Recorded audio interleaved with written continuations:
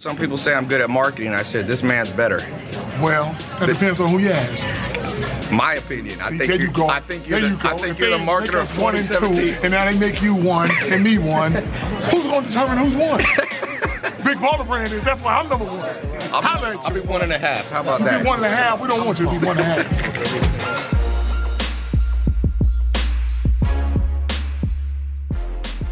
All right, Lavar, we were talking earlier about marketing techniques. Yes. What's your philosophy that's made you stand out from the crowd? My philosophy that make me stand out for the crowd is I do it my way.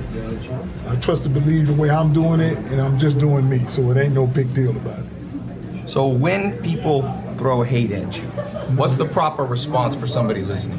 The proper response for somebody listening is as long as they don't stop you from doing what you do, don't worry about it. What if they have haters? If they're going to have haters. Anytime you're in the limelight, you're going to have 50% of people like you and 50% that don't. You're not going to please everybody. Yeah. And you're not going to have everybody hate you because some people are going to be like, you know what, I like what they're doing. I like what they're doing, but you're not going to please everybody. But if you get stuck on having haters be like, oh man, I don't like that guy. As long as you ain't doing nothing bad and have no bad vices, you fine. As long as you ain't hurt nobody and doing nothing stupid, keep going forward. For people listening, one of the questions I've had, the philosophy of how you've raised your sons. Right. How's it different from the crowd? It's different from the crowd on the way. Every parent is different. Some of them are the same. But if you believe in the way you parenting your kids, stick with it. Yeah. If it's good. How did you do it differently? I did it differently. It's not even differently.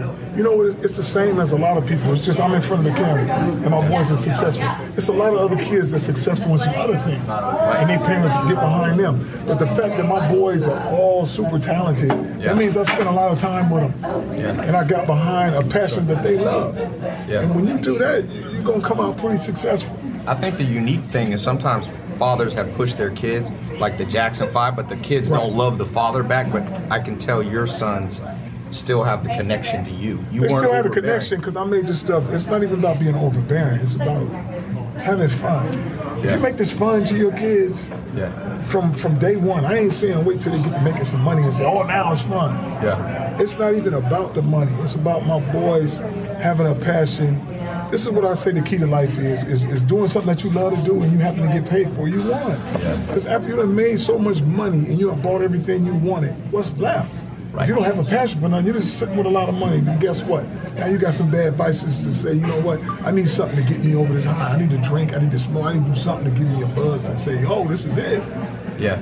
Boys ain't like that. My boys is on one goal, to be the best players in the world. So your son, what do you tell him now? He's playing for the Lakers. The Lakers are doing better than they've done in years. The Lakers what do you tell? The Lakers are losing right now. They suck right now. And like I said, it's a very fixable problem. Here's the thing, man. What's the fix? The fix is let my boy play. He's a special player. He's always been a winner. And you'll lose him out. You keep getting all these losses, but he can't win a game if he's just sitting on the bench. And then they bring him in with 5 or 6 minutes left in the fourth quarter, talking about letting save us. If you look at how many games they done played already this year, look how many games Lonzo has started the fourth quarter and ended the fourth quarter. Now, we've seen this story before last year. They didn't get enough wins. There's a reason. We're doing the same damn thing over and over. Let's get a guy who everybody, all these tickets and all these people here, they see here to see one guy. And I'll say who they're here to see. Because they was here last year and they wasn't coming like this. You bring my son to the table and guess what? I ain't about that losing. And I ain't scared to tell people if you dribbling too much, pass the ball. If there's people in front of you, pass the ball. It's very easy to sub, not sub blindly.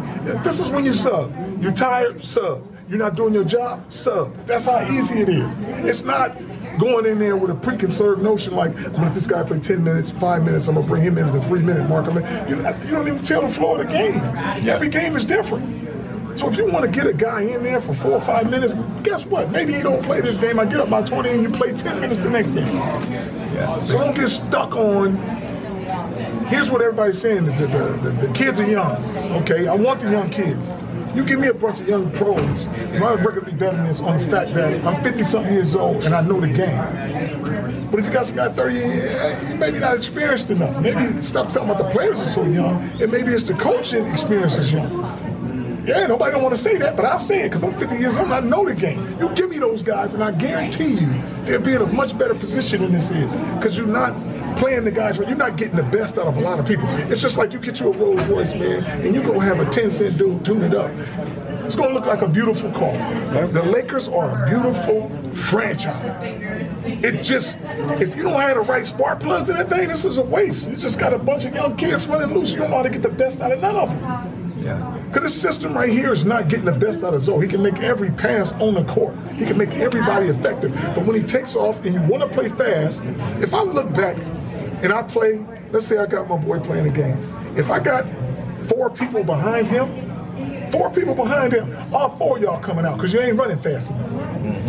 Why are you jogging behind him? Talking about we getting ready to set up a play. Sprint to the end so we can throw the ball ahead. If we want to play fast, we want to play slow, walk up, man. They got 12 different people taking the ball out. I only need one guy taking the ball out. And you know which one that is? Whoever the slowest one on the team take the goddamn ball out. But you're not going fast. It's very simple. And now I don't have these 4 guys, every time they score a bucket, I don't have who gonna take it out this time. Who gonna take it out next time? I can fix all this stuff, man. Just play around my boy. He's been successful all his life. Now to get here, and the thing they want to say is, oh, he's a rookie. Oh, we different up here. This is the NBA. It's freaking basketball. Yeah. It's not that hard. Yeah.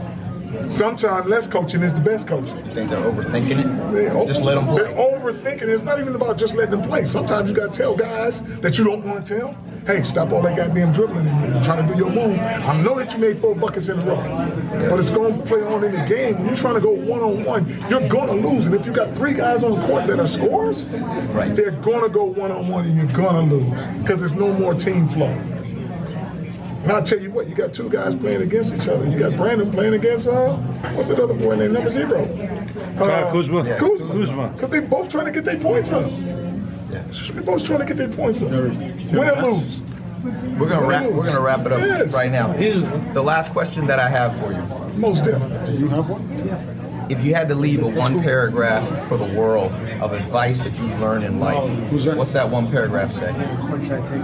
The 1 paragraph I would say is whatever you do, you gotta suffer the consequences, whether it be good or bad. But do you. Do you. If you're a killer or mason, don't try to be, when you get caught, be soft now. If you're gonna be true to yourself whatever you do and suffer the consequences. Some of them are good, some of them are bad, but to be true to yourself.